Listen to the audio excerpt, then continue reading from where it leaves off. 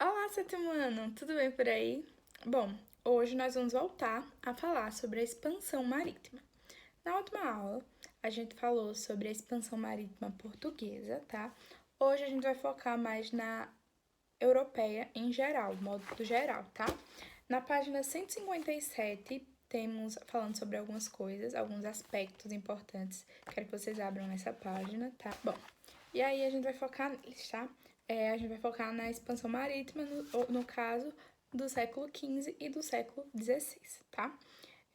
Na página 157 tem falando alguns aspectos e eu vou falar um pouquinho sobre eles.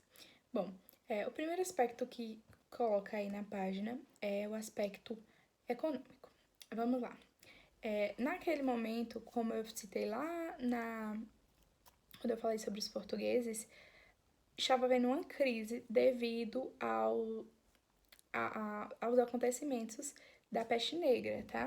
A peste negra tinha acabado. Por causa da peste negra, tinha sido os requisitos do que a doença deixou, né? Uma crise econômica, tá?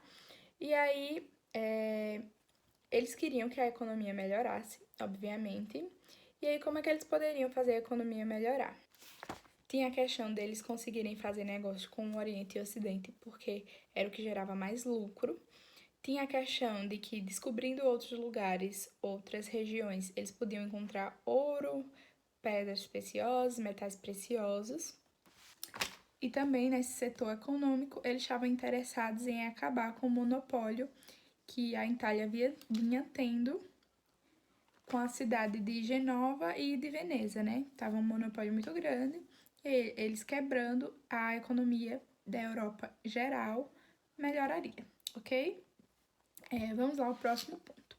O próximo ponto é o ponto político. Por que o ponto político? Bom, nesse período, 1453, se eu não me engano, teve Constantinopla foi invadida pelos turcos, invadida pelas tropas de um sultão, Mohammed, se não, Mehmed, isso, Mehmed, o Conquistador, e muda até de nome, vira Istambul, né? Constantinopla. E aí os turcos eles interrompem o contato que tem do Ocidente com a Europa. E isso acaba prejudicando tanto a política quanto a economia da Europa, tá? Então, um dos motivos é essa questão da Constantinopla na visão política. A questão também de que a burguesia ela ascendeu, ou seja, ela estava em grande crescimento e ela bancava essas questões marítimas, né? Por conta já disso, porque eles queriam melhorar a economia e com a burguesia envolvida, politicamente, a política também estava muito envolvida, além do econômico. Bom, aí o próximo ponto que tem aí são os pontos religiosos. O ponto que ele coloca religioso é o ponto principal de querer aumentar o número de cristãos na Igreja Católica Apostólica Romana. E por que eles querem aumentar esse número de cristãos? E como é que eles poderiam fazer isso devido à expansão marítima? Eles conseguiriam fazer isso devido à expansão marítima porque eles iam encontrar nessas novas terras outras pessoas a quem eles poderiam ensinar e trazer essa questão cristã, ensinar essa questão cristã para esses povos, né? Como, por exemplo, quando eles vieram ao Brasil e tentaram fazer isso com os índios, tá? Mas aí voltando, por que eles queriam aumentar o número de fiéis? Por que eles estavam precisando aumentar o número de fiéis? Bom, devido à reforma protestante. Eu não sei se vocês estudaram a reforma protestante, mas eu vou dar uma resumida básica.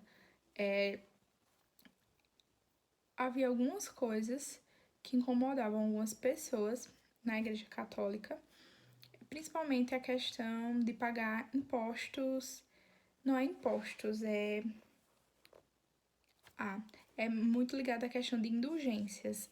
Principalmente na questão assim, quando alguém morria, se ela quisesse ir para o céu, ela deveria pagar um imposto, uma indulgência, e aquele valor que ele pagava diria se ele iria para o céu ou não. Outra coisa que incomodava muito as pessoas que logo mais levou a fazer esse protestantismo, né? Era a questão de que a igreja era toda, a missa era dada tudo em latim e as pessoas não conseguiam entender. As pessoas, por isso é conhecida depois aquele terço que as senhorinhas geralmente costumavam rezar, era o tempo da missa. Como elas não entendiam, elas faziam aquela oração.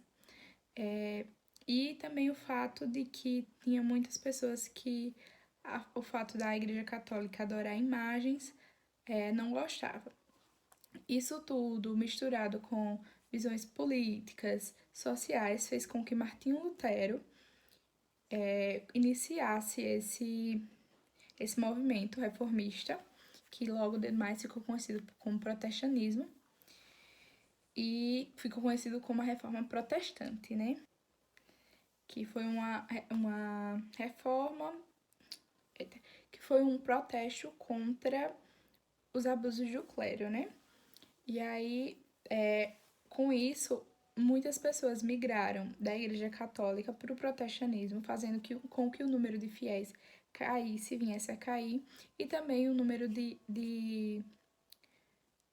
dinheiro que entrava na igreja diminuísse, já que o número de cristãos diminuíram, né?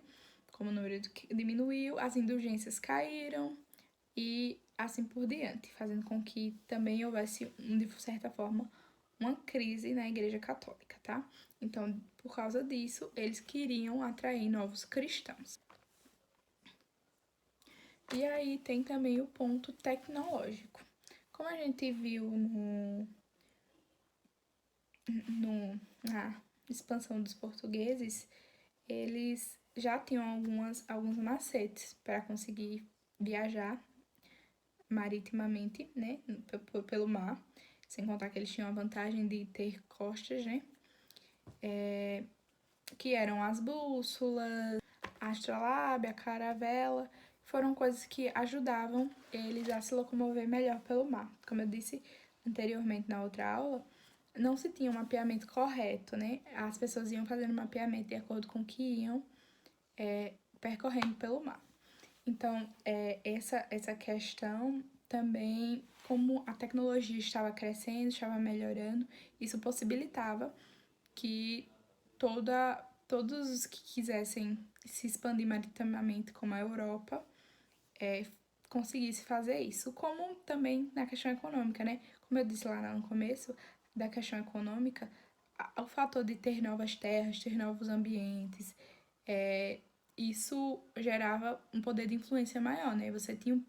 Os países acabavam tendo um valor de influência maior, porque tinham um terreno maior, tinham mão de obra maior, e assim por diante. Então, isso tudo fez com que a Europa quisesse também se expandir maritimamente. Não foi pioneira como os portugueses, porque para os portugueses já era uma coisa mais naturalizada, né?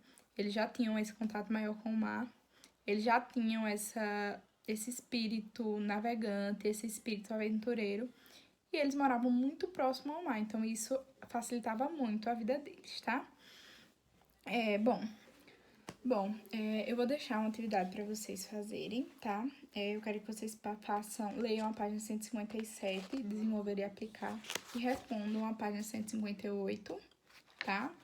E eu quero que vocês anotem qualquer dúvida que vocês tiveram sobre esse assunto, pra gente tirar na online. Hoje a gente falou um pouquinho sobre a expansão marítima europeia geral, né? Mas a gente vai falar na próxima aula sobre a expansão marítima espanhola, tá? Anotem as dúvidas que vocês tiveram, porque fica muito mais fácil na online de vocês perguntarem, tá? E respondam a atividade. Até breve e é isso. Bom, um beijo e até já!